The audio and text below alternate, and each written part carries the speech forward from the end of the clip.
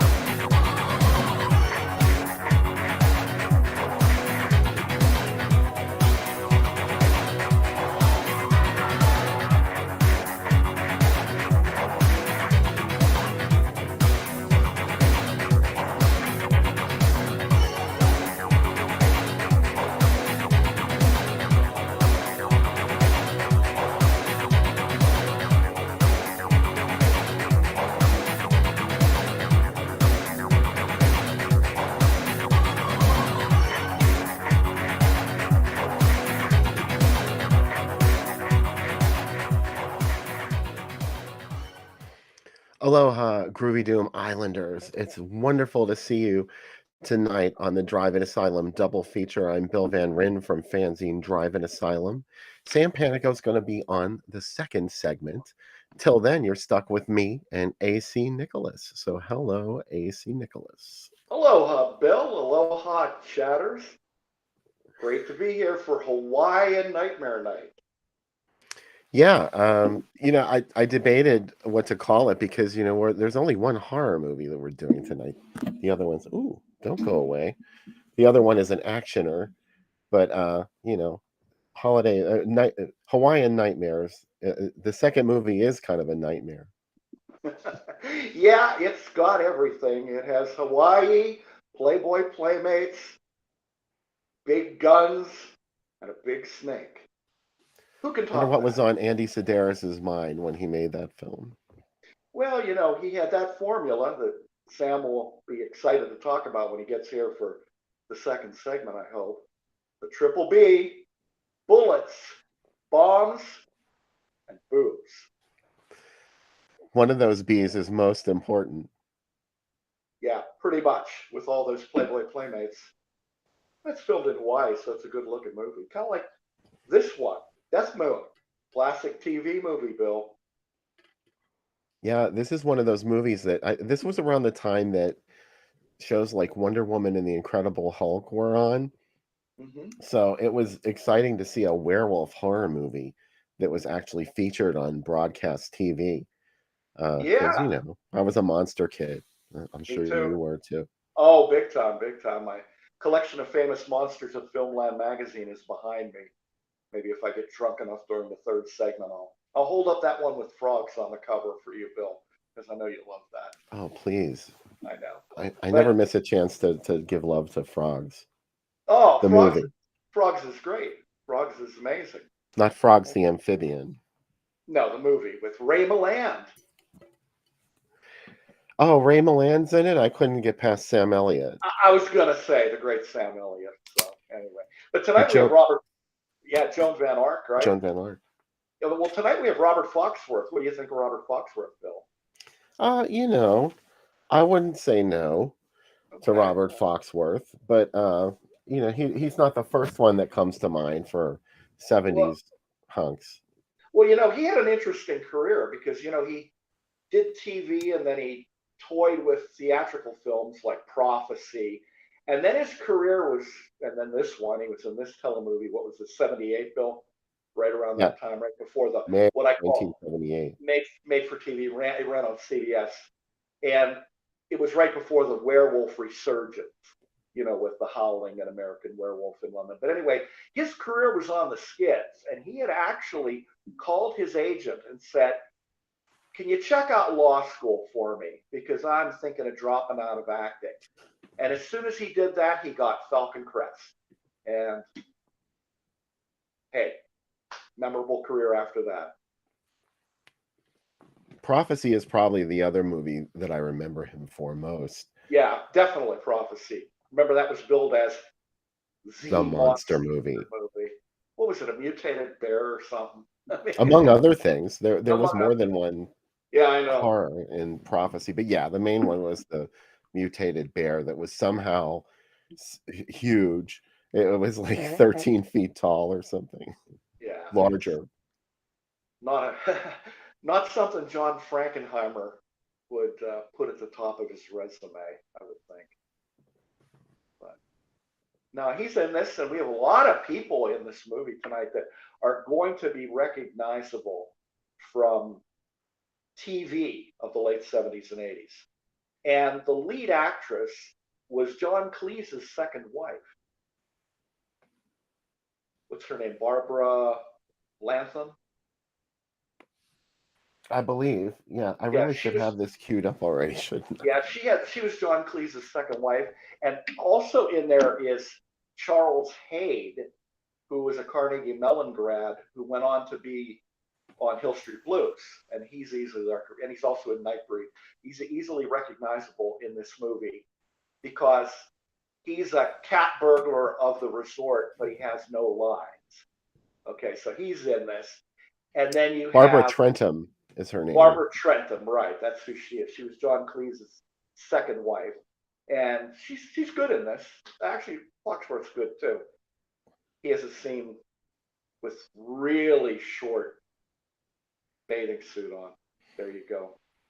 For those of you who get into that kind of stuff. And anyway, pretty young woman, Deborah Lee Scott, who was in so much stuff in the 70s and 80s. And I'll talk more about her later. She's in this. And let's see, who else did we have in this movie? I know I'm missing somebody. Somebody important here, but as Sam would France say, Nguyen from France South Nguyen Pacific. from South Pacific, exactly. France Nguyen is the voodoo queen, for lack of Yeah, better. which has no basis in reality because there is no such thing as voodoo on Hawaii. Right. I It's mean, there could Hawaiian. be. We're not saying it's impossible, but it's not. No, it's tiki stuff. It's Yeah, not voodoo. Voodoo is Caribbean, West yeah. Indies. But let's see who else is in this movie. Oh, Dolph Sweet from Give Me a Break. Big burly guy. He plays a cop in this. I did notice Dolph Sweet. Right. As I said, a lot of easily recognizable people from, and of course, how could we forget, from Jake and the Fat Man and Riptide, Mr. Joe Penny. Yeah, he's one Right? of the stars. Yeah, he's the lead, one of the leads, because he's the resort security manager who doesn't really do a lot of, from what I can see, resort securitying. He's basically trying to make out with all the babes. It was the 1970s. Yeah, well, yeah. I mean, definitely 70s, and we have a nice exotic locale here. As I said, this was a CBS movie, so I am sure CBS still had lots and lots of contacts in Hawaii after Hawaii 5-0, because that was the show that CBS had that really put Hawaii on the map. Hawaii had only been a state for like 7 years, I think, when the first episode of Hawaii 5-0 ran. CBS did a good job setting up a studio there and filming on Yeah. location. Joe Very Penny's colorful. character in this film is sort of like the character in Alligator, the nosy reporter Yeah, that won't very leave it much. alone. Yeah, he won't leave it alone. That people are getting murdered and it's all weird. And there's also a cat burglar of the resort, as I said. He's stealing stuff out of guest rooms, and there are a lot of Subplot. babes. Yeah, and there are flight attendants. Deborah Lee Scott, my childhood crush, is one of the flight attendants in this. And I won't spoil anything about what happens to her, but you can bet you it's going to be good. Of Or course. at least as good as 70s TV can be. Yeah, there was a lot of good stuff on TV in the 70s. I would say, I agree. I mean, you guys have shown a lot of these good telemovies, yeah. like Cruise into Terror. That was a good one. What was the one with the Arctic Research Station? Oh, A Cold Night's Death. Cold Night's Death. You guys showed that one. What else? Some really excellent TV Bad movies. Ronald. Bad Ronald's really good. Bad That's one of the Ronald, ones everybody talks about when you talk about scary TV. that's true. That and Trilogy of Terror, I think. Because Yeah. Trilogy of Terror is the one that everybody remembers with the little Zuni doll. But no, Bad Ronald, that one could have almost been a theatrical movie. A few more minutes, maybe some more violence, some bad language. They'd had a really good, I think, strong, GP rated movie. Yeah, it's a very mild kind of horror, even though the concept is the most terrifying thing about it, that there's a person living in your house that you didn't know was there, like in a secret room, like that's a sense of being invaded and unsafe in your own home. But other than that, there's a couple of deaths in it. They're not quite so shocking, and I don't think he ever actually murders anybody. No, he doesn't. But no, you're right, Bill. That trope of somebody in the house that you don't know is there. Bad Ronald, Black Christmas, Hider in the House. Yeah. I mean, I'm sure there are others. To a lesser degree, Halloween. Halloween, sure. But it's a good horror plot because you're right, your privacy being invaded. But getting back to DEATHMOON, Mm-hmm. it's sort of, I don't know, the special effects in a TV movie obviously are gonna what set it apart from a theatrical film. One of the biggest examples that I can think of, well, other than the fact that there was a Spider-Man TV series somehow, like Yeah. they didn't think that was going to run into a lot of money eventually doing those stunts Yeah. every week. But anyway, it's sort of like the budget is the first thing that people notice when they see a movie. I think that's the way I used to look at it when I was younger. Like, oh, it's so cheap. It doesn't look real. Well, you're right about the TV though. Remember the TV show Manimal? Mm-hmm. Simon McCorkindale could supposedly change into any animal on the earth at will, but yet they only showed the same transformation scenes every episode because it was expensive and it's a TV show. So you're right. I mean, this movie does not look cheap at first because it is filmed in Hawaii and it looks good. I mean, it's tropical and it's exciting. They dine out on that a lot in this film. Yeah. Oh, yeah. They dine out a lot and they drink a lot of wine and they talk the talk. And it's colorful. It's a colorful movie. I've never been to Hawaii, but, Hawaii looks like this. Sure, it's a cool place. Tonight we are in Hawaii. At least you look like you're in Hawaii. Well, you do too, Bill. I mean, we have our leis. It's a luau here. I have my tiki mug, and I know you have a tiki mug. Right? We can pretend, Oh, we're definitely pretend. It's the pandemic way of pretending that you're in Hawaii. That's sort of that was one thing I wanted to ask you if you had been there, because I haven't been there. I haven't been there. My wife has. I have not, but it looks, as I said, it looks spectacular. I grew up on Hawaii Five-0 with Jack Lord. This movie has a lot of beautiful hotels in it. It's set at a resort, and there's sort of like a backyard to it with a little stream running through it, and all of this lush greenery. It's just so beautiful, and you think, God, all I can think of now is like, how much would it cost to stay there? I was thinking when I was watching it that the resort made a lot of money because they probably put up the cast and crew. I wonder if they filmed at the same resort they stayed at. I mean, it's possible because it does look nice. And there's a lot of local color in this.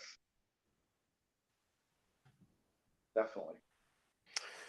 So, Sam Panico's not with us on the program, on the first segment anyway. He is going to be on the second and third segment, but he is going to be here just now to do a cocktail. So, Robot Sam, take it away. Ooh, lovely Hawaii. Hello.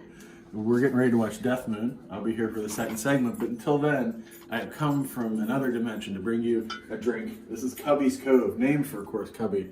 our wonderful dog. This comes from the book Smuggler's Cove, which is a book of exotic cocktails that Mark Dockham gave me, which I'm really excited to use for the show because we finally have some tropical movies. So, pretty simple. We're going to start with 1.5 ounces of vodka.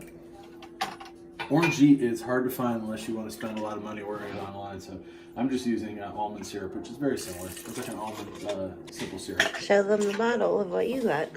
Yeah, and mine came from TJ Maxx, a place that my wife would like to be sponsored by, not just me. And then finally, we're going to make a combination of 1/2 ounce of lime, 1/2 ounce of lemon, and a teaspoon of grenadine. As you can see, it's already separated. It looks like an eyeball. Yeah, it's pretty cool. We're going to pour that in. And you're pouring this into a shaker with ice. Shaker with ice. And now we're going to shake it up. And we're not going to make a mess. That's why Becca's here. You ready?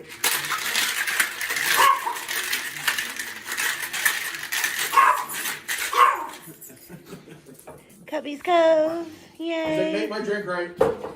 Andy's Cove. And we have these fancy little tiki glasses to drink it with, guys. So there you go. Pretty simple drink to start the evening off. Watch out for werewolves and Pazuzu. Let's take a sip.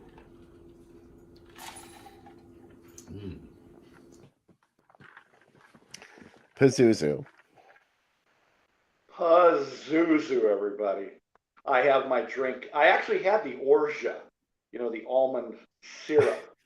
I thought of that the minute he said it. I was like, oh, he didn't actually use orgeat, even though it was in the... Oh, this is really good. This is really good. It's delicious. If you didn't make this tonight along with Sam and us, try it. Get that recipe off of B&S About Movies and make it. It's an excellent tiki drink. And I see Mike Justice is writing that he liked Deborah Lee Scott in the TV version of Earthquake. That's right. She's only in the TV version where they added scenes. Alternate. Okay, so they shot stuff or they used stuff that had been cut out of the theatrical version. Yeah, apparently they had. They had an alternate version. It's like that movie 2 Minute Warning. Some of those disaster films had extra footage added for TV or changed footage. But yeah, good old. Well, I meant did she shoot stuff for Earthquake for the TV version, or did? No, I think she shot it at the time and they cut it out. Okay, yeah. So her character was cut out of the original film. Yeah, I'm looking at some of the comments here. Poor Deborah Lee Scott. You want to do your Deborah Lee Scott gallery now? Oh yeah, and I'll tell folks about Deborah. Since we're talking about her. Yeah, because that's what I like to do, which is bring slides, Bill, and you always indulge me. So, all right, this is Deborah Lee Scott. She was born in New Jersey, but she actually spent her adolescence in Stroudsburg, Pennsylvania, of all places. And her parents passed away in Scranton, where I used to work. So she worked constantly throughout the 70s and 80s in movies and TV. And interestingly enough, her first role in a movie was in 1971 in Dirty Harry. And how would you like to start your movie career off with this? Playing the naked, raped, dead girl who had been buried alive by Scorpio.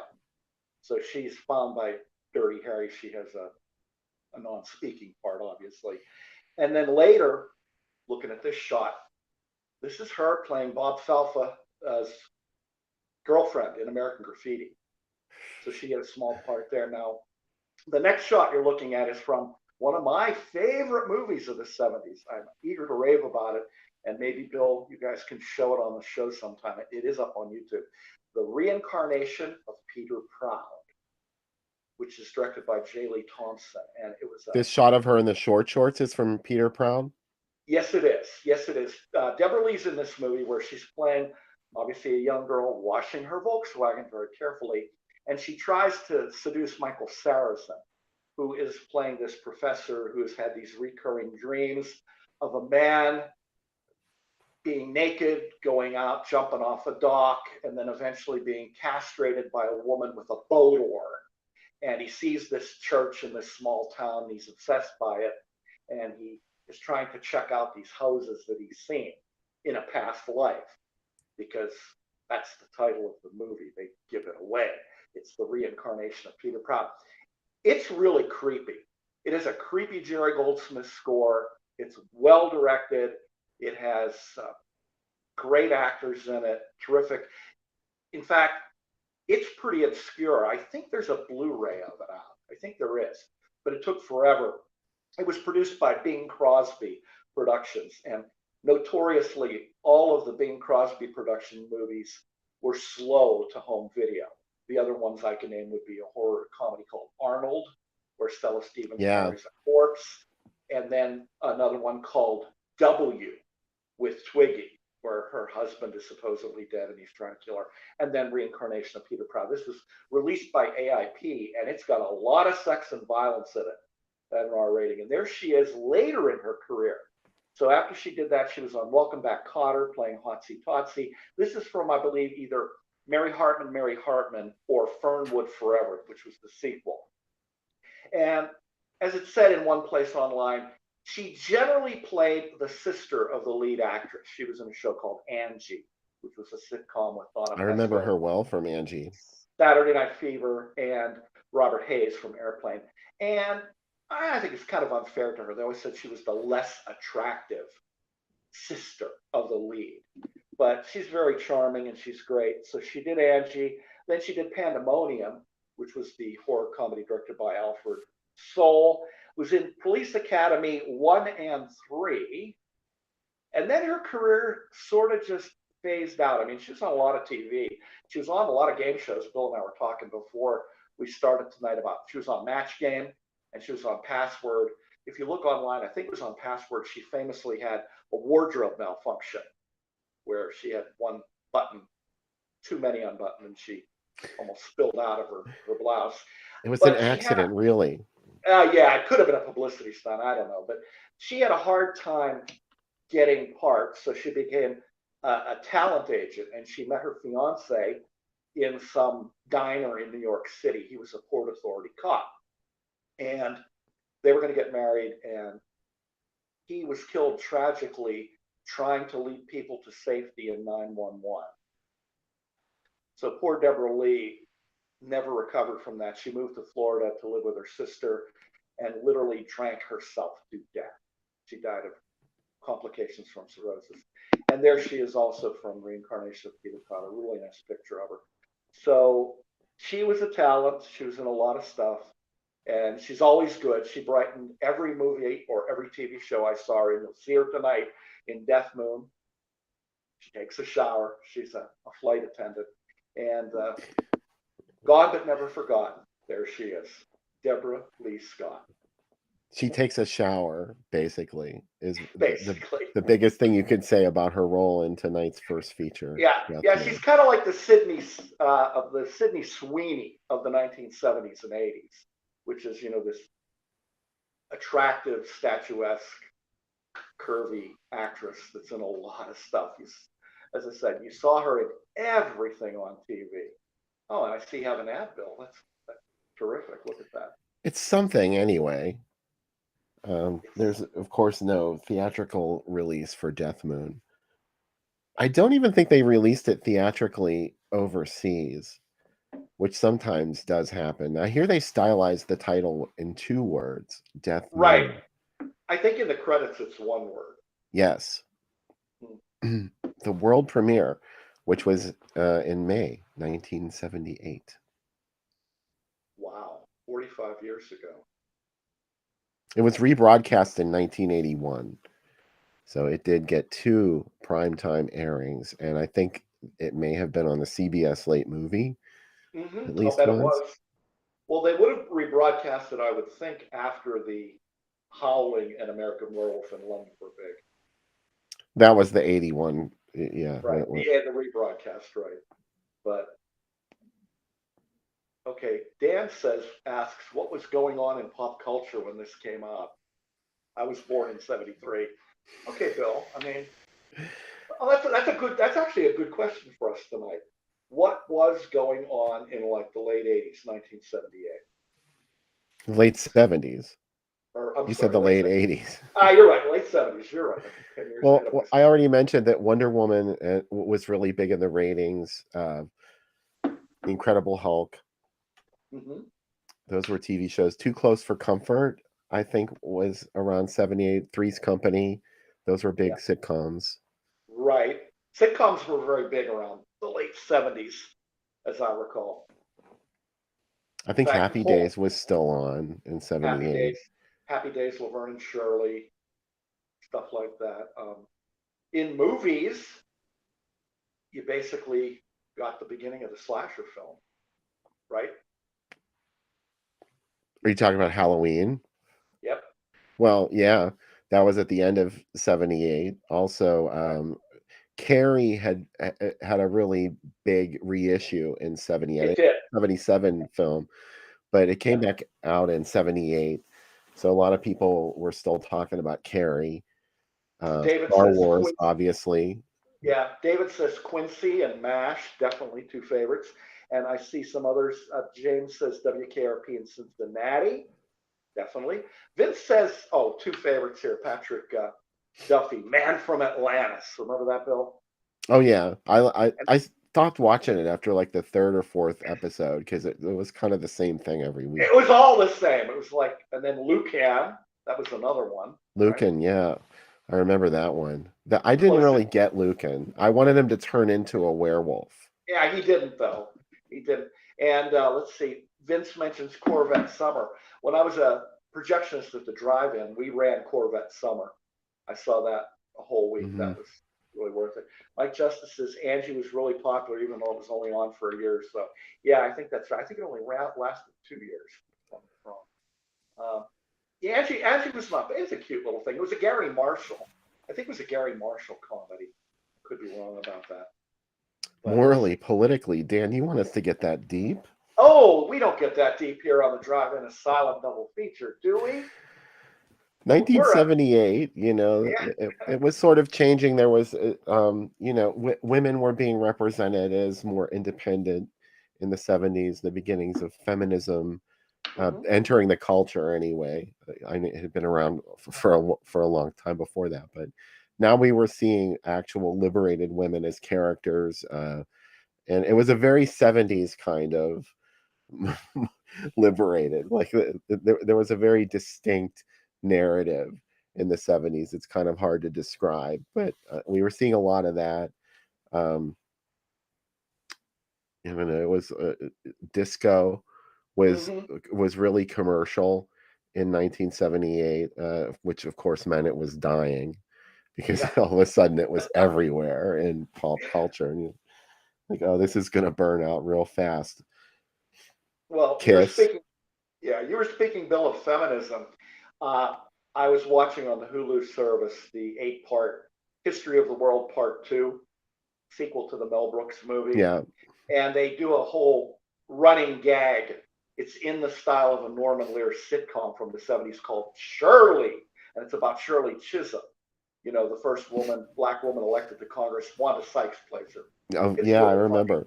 It's really funny, and the miniseries itself starts out like gangbusters, and then it kind of peters off. I think they ran out of jokes. It's basically co-produced or executive produced by Wanda Sykes and Nick Kroll and Mel Brooks and a whole bunch of writers. Just tons and tons and tons of people. I was never really hot to trot on History of the World Part One because Mel Brooks and Woody Allen would have been the kings of comedy around here too, even in the later 80s or later 70s. Boy, I screwed up again. Later 70s.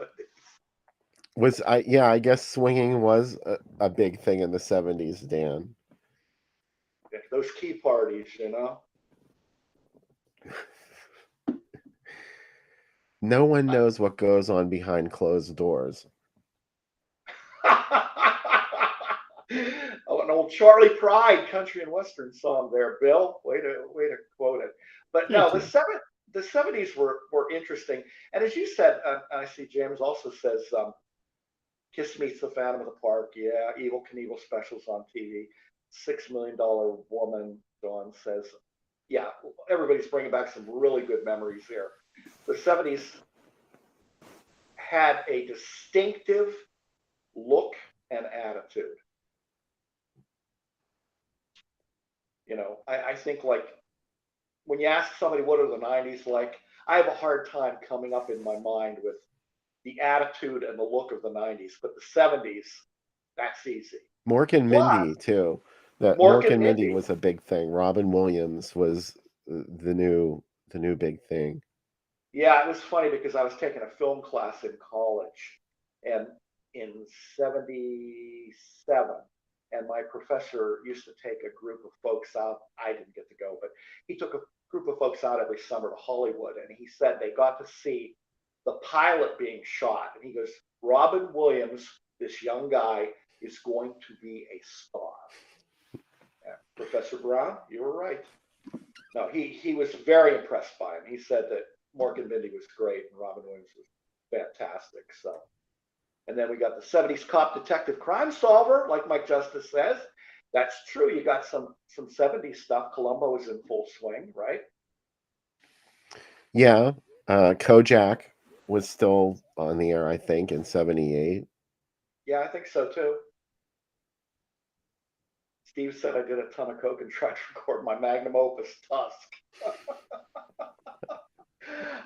I was a disc jockey in the later 70s, like 76, 77, 78. And it's interesting because the music was weird. It was like all over the place. And channels on the FM dial were specialized.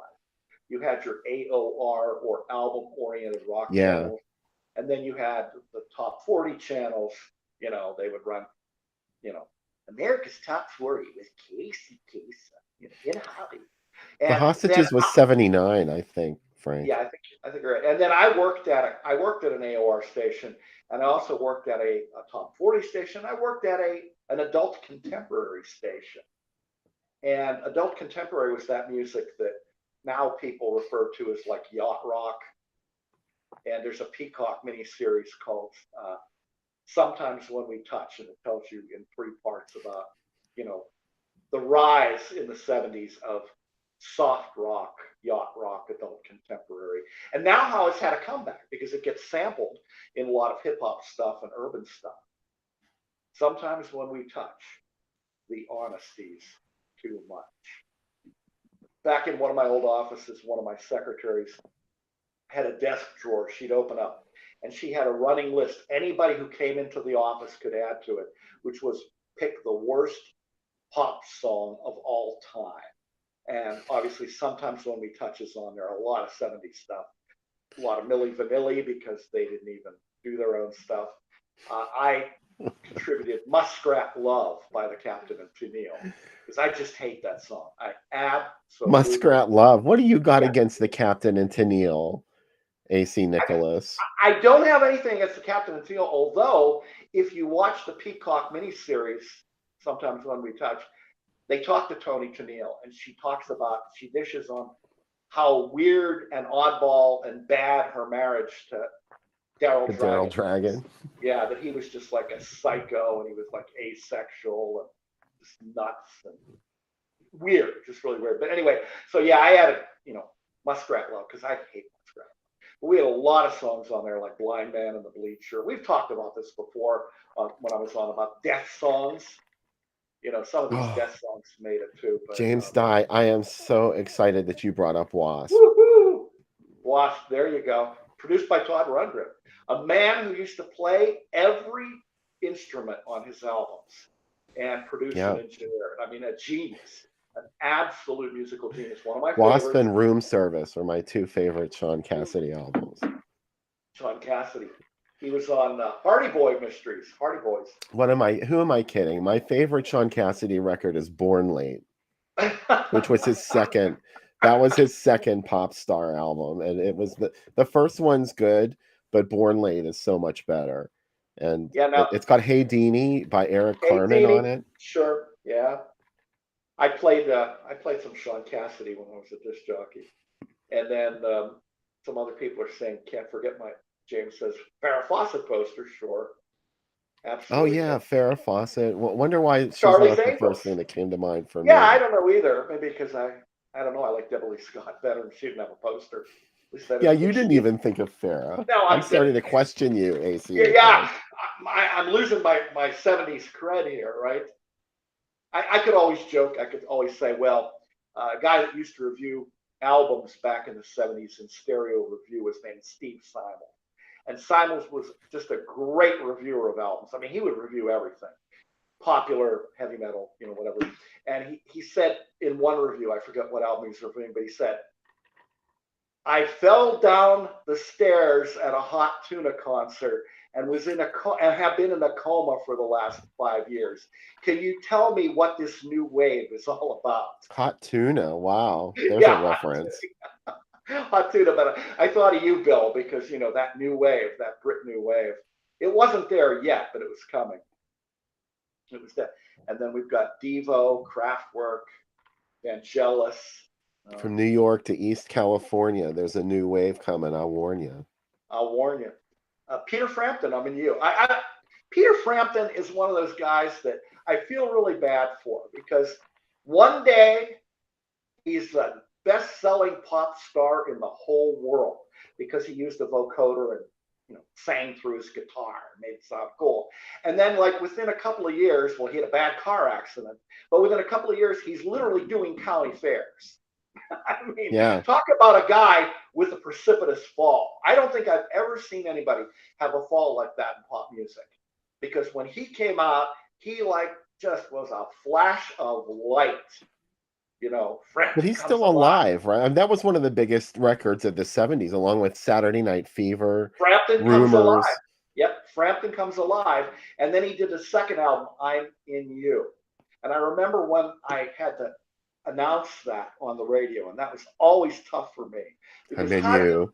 Yeah, exactly. How do you say that Deal without with it. sounding really sleazy? Do you say, I'm in you, or I'm in you, or I'm in you? They all Oh, Daryl, you had to go there with the Sgt. Pepper movie. Oh, yeah. Poor them, right? Oh, man. Oh, man. There were some bad ones. There was the Sgt. Pepper movie and Can't Stop the Music. My dad was a huge Beatles fan, and I remember being a kid and I demanded to know why he didn't want to watch Sgt. Pepper's Lonely Heart Club Band, the movie with the Bee Gees and Peter Frampton. I didn't understand his scorn when he responded to me, and I was like, oh well, but you love the Beatles. Well, yeah, and then speaking of the Beatles, a movie that came out, I'm pretty sure around that time in the 70s, mid 70s probably, was All This and World War II, TOO, and it's kind of a lost film. Nobody's seen it. I don't think it's ever been released. I don't remember that. No, the music, it played only like 1 week in Pittsburgh. I think it played at the Fulton Mini or something. And then it made no money and fell off the face of the earth, and the rights to the music are too expensive. What it was some guy got all this footage from World War II, black and white footage, and overlaid covers of Beatles songs. So, for example, they showed Adolf Hitler, Heil Hitler, and the music is Fool on a Hill. I mean, it's kind of like really on the nose, kind of. Bad. But I've wanted to see that for years, and I've never picked up a bootleg of it. It'll probably never make it on home media because I can't imagine how much the home media rights for all the Beatles catalog would be. Wasn't 78 Space Invaders?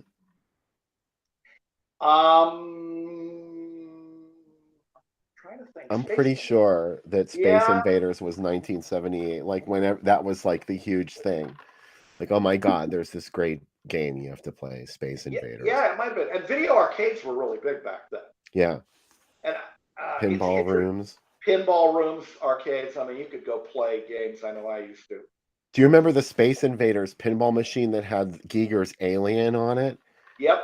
Oh my God, that blew my mind. At first I was offended because I'm like, that's Alien, that's not right. Space Invaders. But yeah, but then you came to love it, Bill. Gorgeous, because it's beautiful. Yeah. How could you not like it? Oh yeah, I mean, there were a lot of really good games, and that was really your entertainment back then. I mean, the game kind of sucked. Space Invaders. I was not into the Space Invaders pinball machine. It just wasn't fun. Yeah. No, I understand, but it's fun how to look back on those days that I lived through, and you lived through that. Today we have all this entertainment literally in your home. You don't have to get off your couch. But back in the 70s, you had to go out to an arcade or go to the movies to see something or drive in. And it was great. I mean, hanging out late at the arcade, dumping quarters. I used to play lots of Missile Command. Because Missile Missile Command was Command was fun.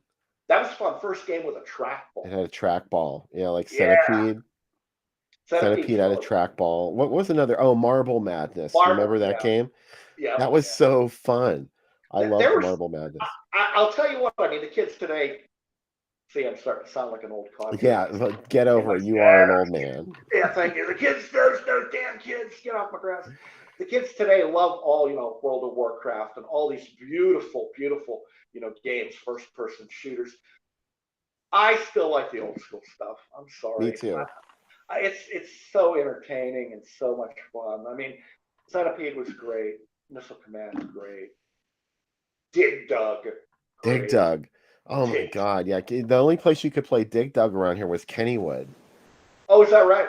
Yeah, they probably still have that Dig Dug machine there. They had the same games every single year. They never changed them out. And it was like, the big ones like a Pac-Man, Space Invaders, and anything, Centipede, all the big ones, Donkey Kong, and Dig Dug was one of them. How about do you remember Galaga?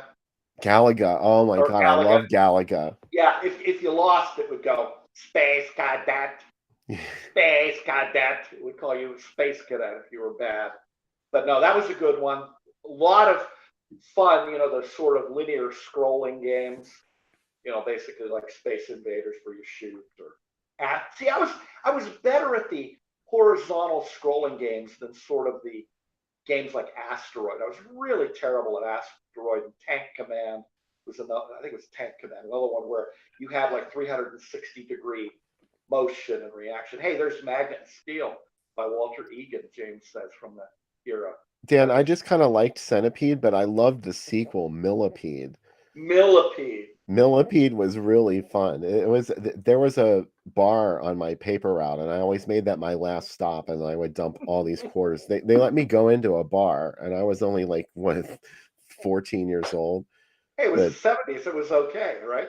Did Yeah, Did anybody ever question you when you went and bought cigarettes at that age? I never bought cigarettes.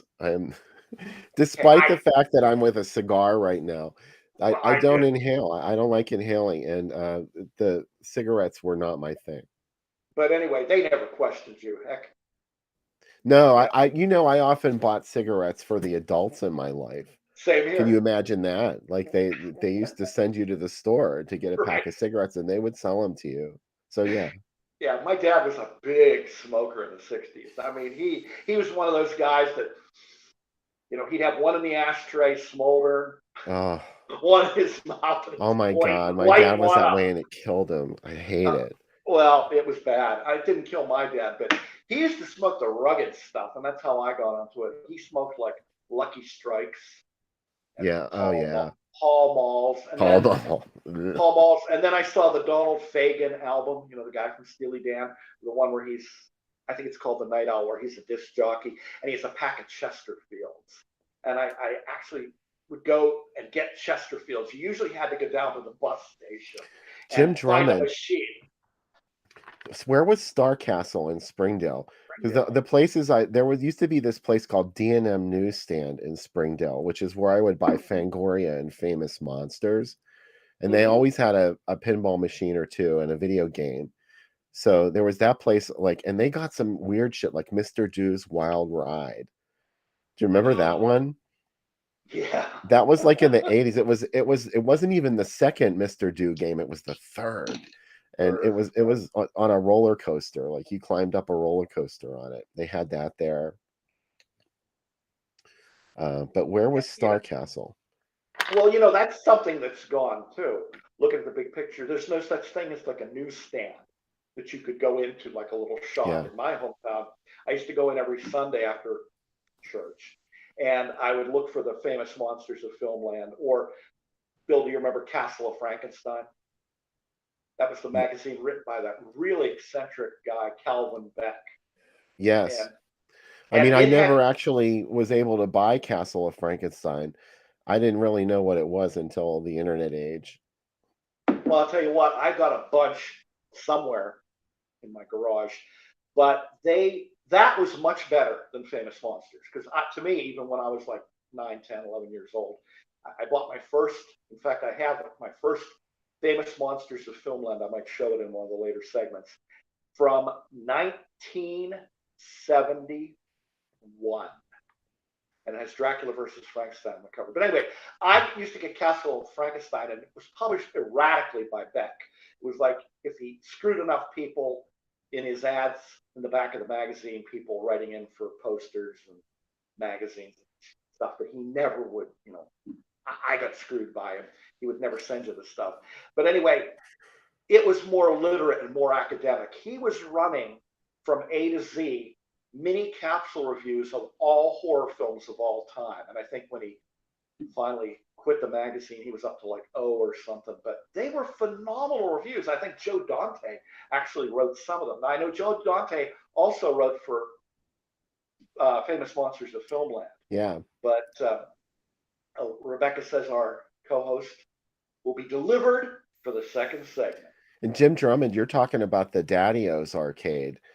That was like connected. Daddy-O's was a pizza place in Springdale, my hometown, and this was significant to us because D&M Newsstand and Daddy-O's, those were places you could ride your bike to. So you actually had access to a place where other than that, you had to beg an adult to take you to the mall, like to the arcade there or something. Right. Then so finally we had our own shit we could go to, and it was great.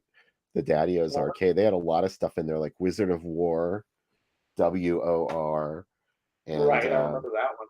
Yeah. Well, there were a lot of good games. I mean, Haunted House. They had Haunted House at Daddy-O's, that pinball machine with 3 layers. Did you ever play it? I never played it. Oh my God, AC Nicholas, it's amazing. It's like there's 3 levels to it. There's the main level of the house, and then you can go in the upstairs, and it's like this little corner of the board that's up there. But then there was another one. There would be a trap door, and the bottom would light up, and you could see it down there. And it was another level was the basement. It was a lot of fun. I love the ingenuity and the design of those pinball games. I mean, considering they're like analog. Yeah. My brother actually put one together, and I don't know where he found it on the internet, but he found one of the schematic books because he needed it to figure out how to fix it. And it is so detailed. And we're not talking digital at all. I mean, this is the kind with the numbers that just rolled and, the hard bumpers and stuff. Sure. Incredible engineering of those old pinball games. I love those old pinball machines. It's like I love those old jukeboxes. And, the CD jukeboxes or the digital jukeboxes don't do it for me. No. What does it for me? And I mean, I will if heaven exists, maybe they'll have these for me. When you go into a diner and they have one right on your table. That was the best because you didn't even have to get up out of the. No, you didn't get up, and you could play whatever crazy stuff you wanted to play. And those were good days. I realize every generation looks back at the past generation and says, now those were good days. Yeah. But you know what? They actually were in some ways. I mean, we have a lot of good stuff today. I mean, geez, we wouldn't be able to be doing what we're doing right now back in 1978 because Steve's internet got a Seaberg. I never had my own jukebox. That's one thing. Yeah, we had one. My dad bought one from some guy that repaired them, and we had a Seaberg. It only played 45s, and just the problem with it was always breaking down because it's like 8-track. It has a lot of mechanics. It has to pick the 45 up, and it has to go across, and it has to drop. Yeah, you got to watch that happen before your eyes. It was exciting. Now Rebecca says, if I win the lottery, I'm going to buy a Halloween pinball machine. Shoot, if I win the lottery, I'm having a Halloween 2 machine made. Well, I like your second idea better, Becca. Yeah, I like that too because we know your love for Halloween too. But Steve says it's very temperamental because it's a lot of working, moving parts. That's what the problem was back then. That's why I never took one on, truthfully, because my dad had one. I remember, and we had one. He got one from from somebody, and it came with the records already in it, and there was stuff Mhm. in there that like my dad would never have put in his jukebox, like No, it had all. ABC, one of It the had ABC. non-hit ABC singles. That was then, but this is now. And but it just was always not working right, and I was like, I'm not going to be able to maintain something like that. So Yeah, it really was. Now, Ed says he does miss going to the stores back then. Toy and records. Oh, definitely. Oh man. Remember NLRB National Record or NLRM National Record Mart, the Pittsburgh record store, NRM. or NRM National, yeah, listen to me, NRM. I only had one of these. NRM National Record Mart. I used to go in there and just waste hours looking through the stuff because Yeah. I could take away half the store and really enjoy myself. It's like when I go to Ives today. You know, I just having a special. I understand. Not that I'm doing a commercial to show for them, but they have an end of March special. I think it's 30% off their DVDs. Any DVD in the store. You're barred from that store, aren't you, Bill? Or at least no. Greg didn't like you much, did he? What store? Greg Ives. Ides? Yeah, Greg Ives. No, I was never kicked out of Ides. No, Would I'm I look just like a kidding. shoplifter? No. That's for people who aren't familiar with Pittsburgh. That's what would you say, Bill? The quintessential Pittsburgh comic book record DVD Yeah, Ides was the store. place you went. Like, if you were into anything other than mainstream music, you had to go buy it at Ides. And they had all kinds of shit in stock. Like, they had a really strong import section. So, I give I a lot of credit for the stuff yeah, that he still has today. And I mean, I just across the street from the Greyhound station in Pittsburgh. So, it's as you would expect. But it's good. He has like a bunch of levels. He has 3 levels of stuff. God, I spend yeah. hours in there. Last time I was back in Pittsburgh, my son got me a present. He said, "Okay, Dad, I'm not done with work, but I will be soon, and I'll meet up with you." He said, "I got you some." I said, "What'd you get me?" He goes, "I just typed an Uber for you to go to Ides." I'm like, "Yes." They used to, the people that worked there in the 80s, the 90s, they always had an attitude. Like, you went in there and they were always rude, unless you liked the kind of music that they liked, which was Right. not anything that was even close to the mainstream. It was like Well, punk, underground stuff. That's the only yeah, stuff they wanted to talk about. yeah. That's a crazy store. But no, that's another thing that we're missing is those kinds of stores. Where you went to not only buy records or magazines or VHS. Because even before the DVD days, they still do. They have racks and racks of VHS stuff. Like Yeah, from your cinema and all it's a these. huge collection of VHS that you can just walk into a store and buy. It's pretty amazing. Yeah, it's an amazing store. It's one of the nicest I've ever been in for I used to get all my selection. bootleg shit from Ides, like the stuff that Bruce did in stock at Incredibly Strange Video, like Alien 2. That Right. was Well, Alien on always, Earth. yeah, because I was dying to see that movie, and I was like, I'm just gonna have to break down and buy it. And they had like a laser disc VHS bootleg at Ides. Yeah, if I couldn't make it to Ides back in the day, it was Video Search of Miami. Did anybody here in the chat or Bill, did you ever deal with Video Search of Miami? I never actually ordered something from them. I used to get their catalog every once in a while. I actually ordered from them, and I actually did a phone order once, and the young woman was incredibly nice to me on the phone because I said, and I was asking her about the movies. I was like, "Okay, so what's this one about?" She goes, "This is your typical bondage porn, or this is German scat porn," and it was just hilarious because she She had a talked sweet of, voice.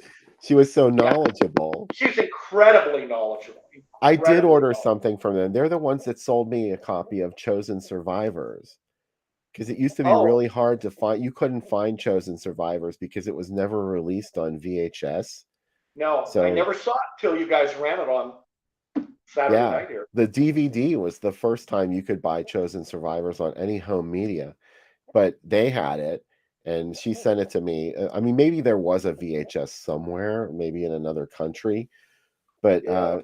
I ordered it through the Miami, what was it, Miami Video Video Search? Video Search of Miami, VSOM, Yeah. and their catalogs for anybody who's not seen them, were these single spaced, like mimeographed or photocopied and then stapled little booklets. They were kind of like driving, asylum sized, but they weren't professional at all. I mean, they were just typed, and it was like you got all these names, and it'd be like they had a Jess Franco page, and it was just trash and crazy stuff and insane movies. But as I said, that one time I talked to the young woman on the line, she knew all the stuff. She'd seen all the crazy stuff in there. Yeah, that's German scat porn. Yeah, great. Wait a minute, rewind. Why were you looking for German scat porn? I was not. I just looked at the title and I didn't know what it was. Bill. This is a side to you that I don't know yet, AC Well, Nicholas. Maybe. I mean, Sean mentions that the April Goals Drive-In Super Monsterama's coming, right, Bill? And your That's shirt. correct. And what about Absolutely, the shirt, yeah. Bill? Oh yeah, I should. Wow, I should have. I threw you the segue. Go, run with it. Run with it, son. Run with it. No, you pushed me out into traffic is what you did, AC Nicholas. I'm not going to forget it either. This moment might seem like it's fleeting. It's not. It's burned into my memory now. What is this? This will be the last time you have me on. I am going to push you into traffic, figuratively speaking. Now, seriously, I got to order my shirts come Monday. I promised myself I got to order shirts because the design is terrific as always. I mean, Thank you. Legendary work. Really nice for the slasher. What is it? Spring Slash-a-thon? The spring stock and slash, I Stock think, and Slash. is what they're going with. Right. Yeah, Gene and George. That's right. But yeah, they got a lot of good movies on there. If you like slashers. So Sean's going to be there. I'll be there. You'll be there. Sam will be there. Sam will bring the drinks, and we'll have a good time. Okay, here it is. Oh, you found it. See, I was vamping there a little bit to give you a chance to bring it up, Bill. Thank you. No, after look throwing me to the wolves. No, look at that. That looks, folks, doesn't that look beautiful? Come on. Come on. You want to wear this and annoy members of your family and loved ones because this is awesome. Spring stock. You can pre-order this and they'll mail it to you right away, or you can just pay for it with no shipping and pick it up at the event if you're going.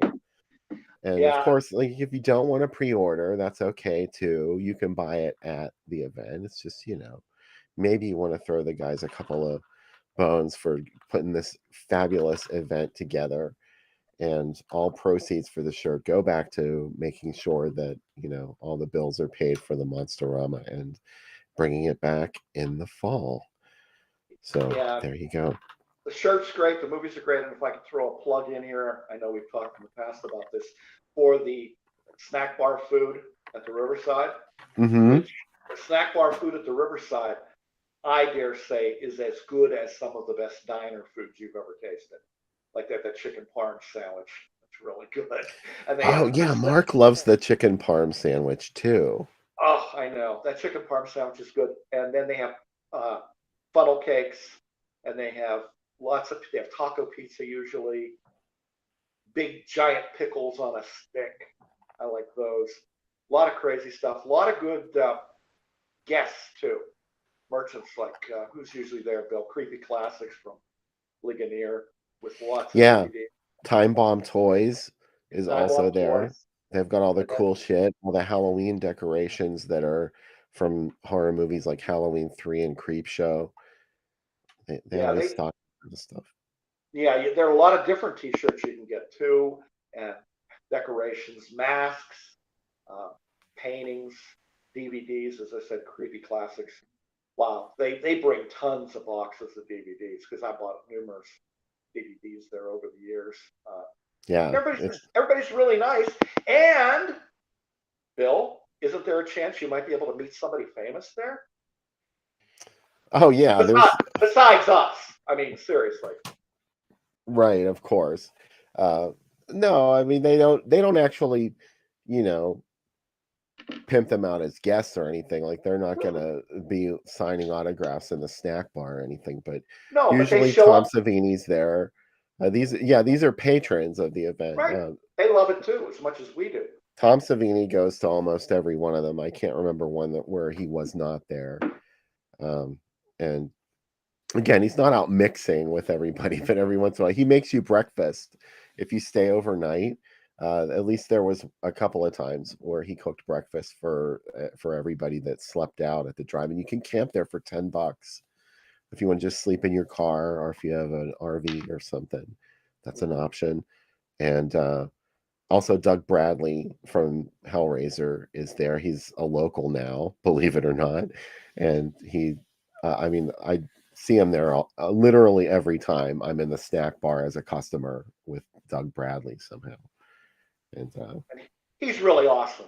the very first time I saw him, I was like, "You look just like Doug Bradley," because I was like, "There's no way this is really Doug Bradley," because I don't know. I just figured he lived in England or something. He's like, "No, that's me."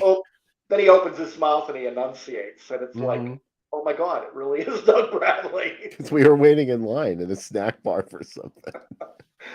Yeah, he's there getting the good food too. But yeah, definitely a good event. Hope to see some of you there. We had a good crowd last year, Bill, right? A lot of folks came by and said hi and had drinks. Yeah. And we're usually in the front row, up at the front. At least I have a space there, and Sam's there. AC Nicholas, Mark Dockham is often there. Roger Braden from Louisville has been there a couple of times. Joe Rude and Alex Lopez from Ghoul Incorporated were there. Joe was there twice, and Alex was only there once. Lots of people associated with the fanzine and the DIADF will be there. So, And Sean Collier, the film critic from the Pittsburgh Post-Gazette, he usually shows up. Right, that's true. Yeah. So it's a lot of neat people. In fact, it's kind of like this, except it's live. And we're passing around a lot of strong drinks and a lot of other stuff.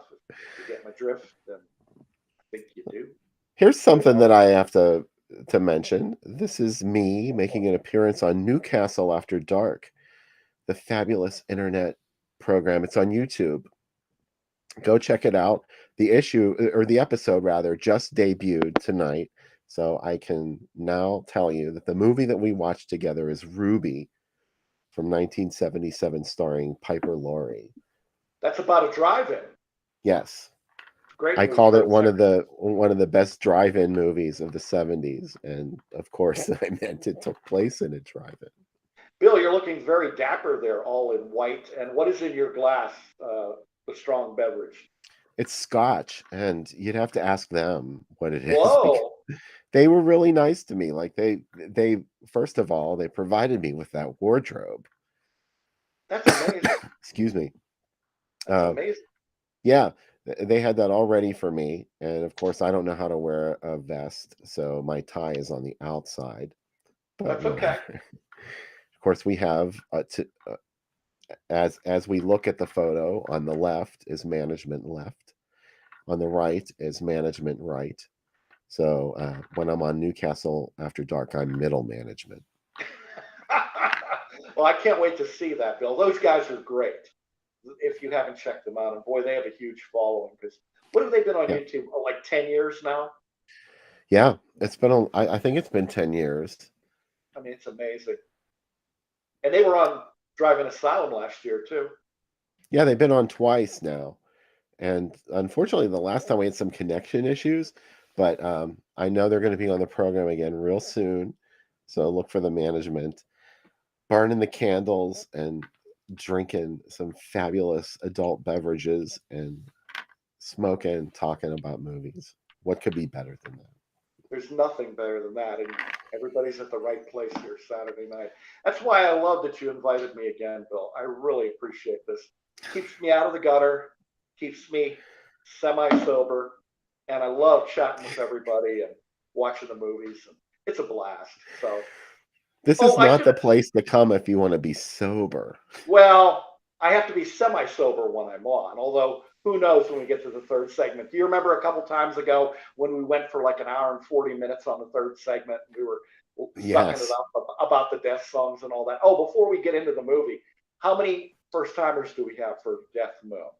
I always like to. Yeah, I hope there's some people out there that have not seen Death Moon because it really is sort of a time warp back to the 1970s. I wish there were commercials in the version I that do we're too. watching. Oh, I do too. That would make it so good. You know, a good place to see movies with or shows with commercials is on the Night Flight Plus channel, which is a subscription channel, but they have episodes of Night Flight as they ran in the 80s on the USA Network with the Sergio Valenti jeans commercials, the big red chewing gum, the Lowenbrow commercials.